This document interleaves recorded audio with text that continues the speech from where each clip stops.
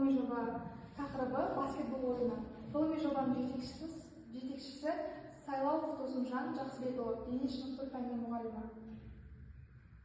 Зерттеу жобаның өзектілігі дені сау мемлекет. Біздің мемлекетімізге дені сау азаматтар қажет. Сондықтан балаларымыздың назарын тек қана спортқа және де дене шынықтыру сабақтарына аудару.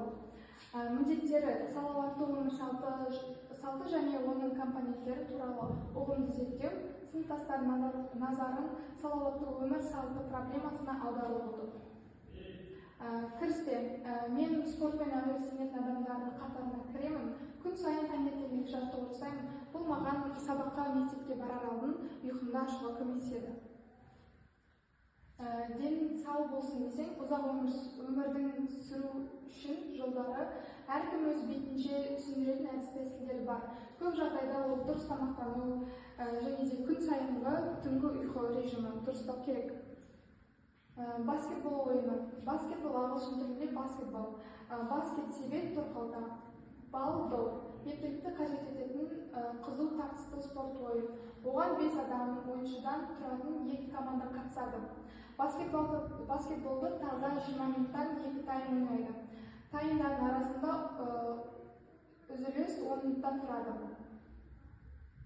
Баскетболдың тарихы бүгінгі баскетболға ұқсас ойындардың сипаттамалары көне нормандар мен колумбқа дейінгі Америка мәдениетіне табуға болады. Бұл 19 ғасырдан кейбір мемлекеттерінде кең таралған күз басындағы үйрек ойынымен байланыстырады. Баскетболдың 13 ережесін айта кететін болсам, допты бір немесе екі қолмен кез келген бағытта тастауға болатын, допты бір немесе екі қолмен кез келген бағытта ұстауға болатын, бірақ бірінші кезекте ағымды ереже бұл әлі де қолданылатын ереже болып табылады. Баскетболдың 13 ережесі бар, 3 ережесін айта кетсем. Допты бір немесе екі қолмен кез келген бағытта тастауға болады, допты бір немесе екі қолмен кез келген бағытта ұстауға болады, ойыншы доппен жүре алмайды.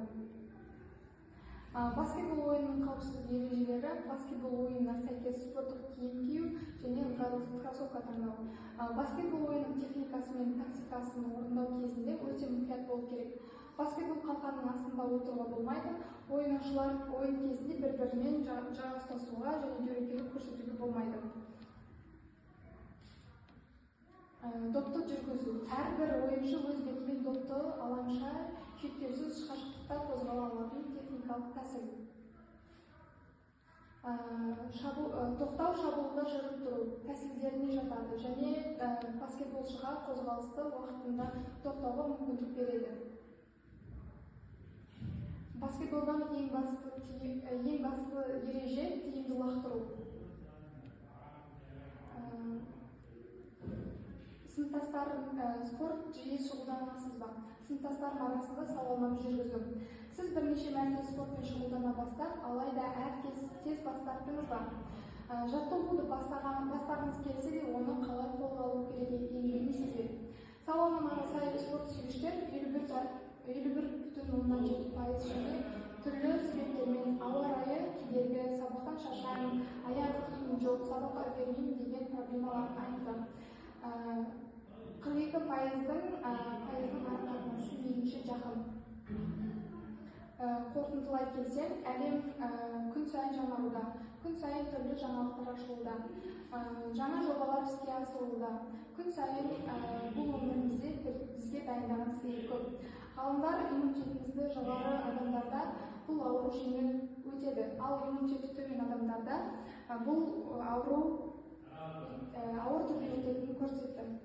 Сол үшін біз иммунитетімізді көтеруіміз керек. Ол үшін ең әуелі зиянды әдеттерден аулақ болу, дәрумендерге бай азық-түлік жеу керек және де спортпен шұғылданып, 8 сағаттық ұйқы режимін дұрыстау керек. Зерттеу жұмысымды қорытындылай келе, мынандай ұсыныстар келтіремін. Мектепте спортпен жиі шұғылданатындай тегін үйірмелердің баскетбол, волейбол, жүгіру және де үйірмелер түрі көбейсе. Ауырып ем іздегенше ауырмайтын жол ізде деп, сыныптастарымды спортпен шұғылдануға шақырамын. Мектебімізде жиі баскетболдан спорттық жарыстар өткізіліп тұрса, нұр үстіне нұр болатын еді.